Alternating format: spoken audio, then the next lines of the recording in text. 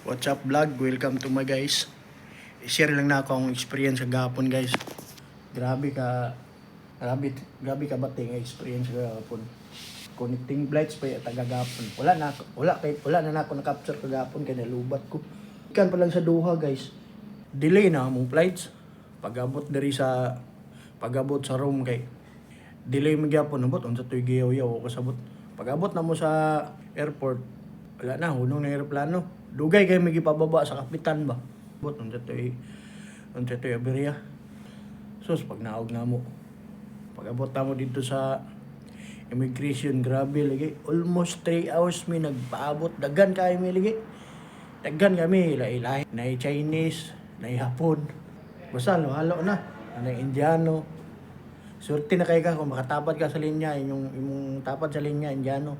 Surte kay ka, kaya umot kayo. Yeah, pag-abot dito. Grabing linya, ganahan no? Yeah, abot lagi dito. Abot gid mi kon ba, almost 3 hours. Grabing linya ha. Kapoy. Sa tuwa pa to, Pilipinas, daghan na kayo magyaw-yaw to. Pag-abot dito sa sa gawas. Almost 3 hours ba mi galing niya ha. Pag-abot na mo dito, wala mi sundo. Supposed to be mga 8 AM makagawas na mi ana. Nakagawas mi kay kuan naman. Mga hapit na alas 12. Kuan gito mo alas 11 kapin. Ana, wala mo sundo ba? Yan ay sundo dito isa dili siya mo pick up sa mua kaya kun dala nga service gamay di mi masigo. Tulo mi kabok dakan malita.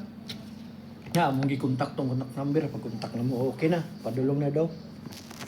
As kang buwangan ni abot na lagwan guys. Naabot tag mga alas 2. Alas 2 sa hapon na. Gutom na kayo. May mga kwarta.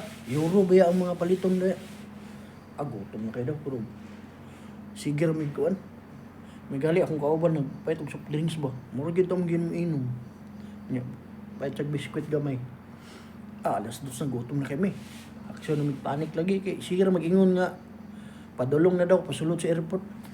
Pag-abot sa alas 3. Anak ko, babae, anak ba, awid-awid og kuan. Kusta. Ako din giluulan. Ay, bantog day, naglangan-langan kay naapam day gihulatan mga pana. Tulo ka buok. Okay, para masabay na lang daw. Paabot na pud mi. Hapit na kuan. Alas 3 na kapin. Na-pick up lagi mi mga alas 3 kapin. Kusugay padagan lagi. Kung bada si Dumainti pag-abot. Pag-abot diri sa hotel naman mi sa hotel karon sa room. Roses man siguro ni nga hotel. Grabe nga experience lagi. Aba na kung sa kuanda sa Pilipinas ra nang langan kay ang mga immigration. Apil di gyapon diri. Grabe ay. Loy kay mga bata lagi na. Migali kay una ang mga bata ba? Gikuha ang mga bata daw. Gikuha sa ito giprayo nila. Karon alas 5 na diri sa buntag. Delay man dia ay murag advance man siguro dia.